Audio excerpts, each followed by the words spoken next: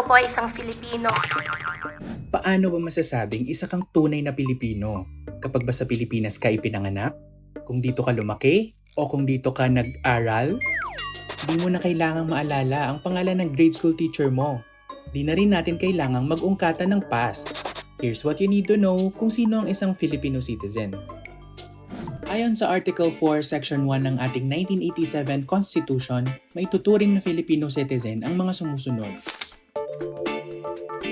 Bago ang 1987 Constitution natin, nagkaroon tayo ng 1973 Constitution and mayroon din tayong 1935 Constitution. Under the 1973 Constitution, kung ang nanay mo o tatay mo ay Pilipino, maituturing ka ng Pilipino. Maituturing din na Filipino citizen yung mga naipanganak sa mga nanay na Filipino. Then, pagdating nila ng gustong gulang, that's 18 years of age, they decided to elect Philippine citizenship. Maituturing na Filipino citizens under the 1935 Constitution. Yung mga individual na may nanay o tatay na Filipino o yung mga banyaga na ipanganak sa ibang bansa pero holding a public office. So all of those can actually be considered as Filipino citizens under the first category. Kung ang isang individual ay naipanganak sa nanay o tatay or both na Filipino citizens sila. And syempre, when we talk of the term father or mother, we are actually talking about the biological parent or parents of the child. O malinaw yun ha, biological parents ang kailangan. Anong significance noong January 17, 1973? Itong petsa na to was actually the date that the 1973 Constitution was adopted. Kapag yung nanay mo ay Filipino, pinanganak ka niya, yung father mo, dayuhan, banyaga, upon reaching 18 years of age, you are given the choice whether to follow the citizenship of your foreigner father or your Filipino mother. Dati kasi, you are only required to choose one. Pero now, we have such a thing as a dual citizenship. So, dual citizenship, as Supreme Court decisions will tell us, is different from dual allegiance. Dual citizenship lang ang pwede sa Pilipinas, hindi dual allegiance. Tandaan na pati sa citizenship, dapat loyal lang tayo sa isa. Naturalized Filipino citizen, sila yung originally pinanganak silang banyaga pero pinili nilang maging Filipino citizen and sumailalim sila sa kaukulang proseso upang makamit nila ang Filipino citizenship. May dalawang paraan naman para makakuha ng Filipino citizenship. Pwede itong by birth or pwede ring by naturalization. Kapag natural-born Filipino citizens ang pinag-uusapan natin, ito ang mga individual na pagkapanganak nila ay likas na Filipino citizens na sila. When we talk of a naturalized Filipino citizen, sila yung mga pinanganak na citizen ng ibang bansa.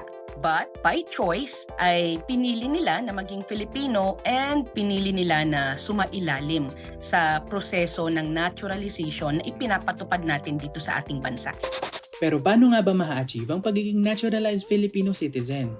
There are actually 3 ways kung saan ang isang dayuhan o banyaga ay maaaring ma-naturalize as a Filipino citizen. Unang-una dyan, pwedeng magkaroon ng batas from Congress allowing a particular foreigner to become a naturalized Filipino citizen. Another mode is by judicial naturalization. Ang ibig sabihin naman nito, yung banyaga ay maghahain ng petition for naturalization sa hukuman and the court will issue a decision granting the petition for naturalization as a Filipino citizen. And yung pangatlo naman is administrative naturalization. Alinsunod sa Republic Act number 9139, that's the law for administrative naturalization. Yung administrative naturalization is available lamang sa mga banyaga na ipinanganak na dito sa Pilipinas, dito na sa Pilipinas na nirahan since birth, dito na rin sa Pilipinas nag-aral, dito na siya namulat, dito na siya nagkaroon ng malay, and dito na rin siya nagkaroon ng trabaho o business. May dalawang konseptong ginagamit para matukoy ang citizenship ng isang tao. Ito ang jus soli at jus sanguinis. Sa jus soli or right of the soil, binabase ang citizenship ng isang tao sa lugar kung saan siya ay pinanganak. Sa Pilipinas, jus sanguinis ang sinusunod natin. Jus sanguinis principle, citizenship is acquired by birth, na nangangahulugan na yung pagiging Pilipino mo ay nakukuha mo base sa nationality ng magulang mo.